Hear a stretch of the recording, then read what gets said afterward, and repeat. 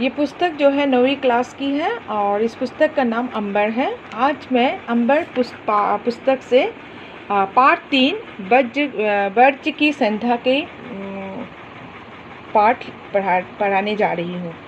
इनके कवि जो हैं वो अयोध्या सिंह उपाध्याय श्री हरिहोत जी हैं।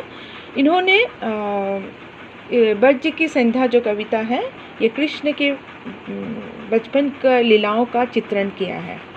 तो आओ पहले हम श्री हरिहोत जी के बारे में थोड़ा सा जानकारी ले लें।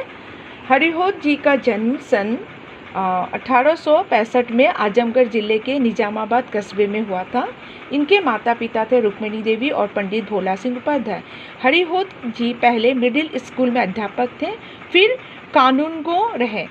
अवकाश प्राप्ति के पश्चात आपने बनारस हिंदू विश्वविद्यालय में अवैतनिक प्राध्यापक के रूप में कार्य किया। सन 1947 में आपका स्वर्गवास हुआ। पंडित अयोध्या सिंह उपाध्याय जी बहुमुखी साहित्यिक प्रतिभा के धनी थे। प्रख्यात कवि होने के साथ साथ वे उपन्यासकार, निबंधकार, समालोचक और इतिहासकारक भी थे।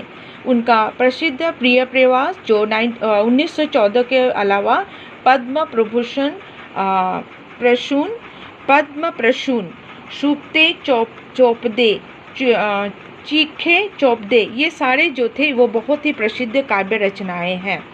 तो बच्चों पहले मैं वर्ज की संध्या की कविता जो है वो आपको पढ़कर सुनाती हूँ।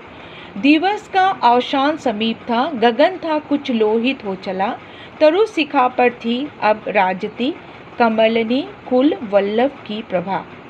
विपिन बीच विहंग वृंद था, कल निनाद विविधता था हुआ, ध्वनि में विविधा विहगावली, उड़ रही नव मंडल मध्य थी।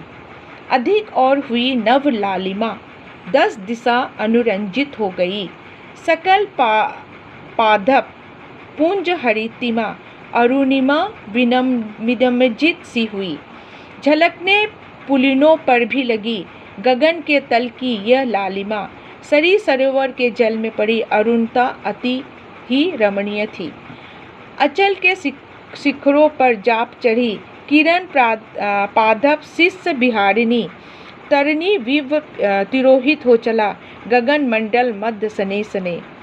ध्वनिमयी करके गिरी कंदरा, कलित कानन केली निकुंज होको, बज उठी मुरली इस काल ही, तरनिजा तट रंजित कुंज में। तो बच्चों ये जो कविता है ये वर्ज की संध्या मैंने अभी आपको पढ़कर सुनाया, ये आप घर पर पढ़िए। और श्री अयोध्या सिंह उपाध्याय हरिहोत जी का संक्षेप में उनके बारे में लिखिए और संक्षेप में उनके बारे में लिखना है आपको। और मैं अभी इसको हिंदी में थोड़ा सा बस जस्ट बताना चाहती हूँ कि संध्या समय वर्ज के जल स्थल आकाश में बनने वाली निराली शोभा का वर्णन है।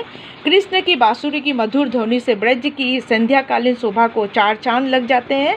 कवि ने बड़ी ही निपुणता के साथ प्रकृति का आकर्षक चित्रण प्रस्तुत किया है। इन काव्य पंक्तियों में संस्कृत निष्ठ पदावली में से सजी कलात्मक भाषा का प्रयोग हुआ है।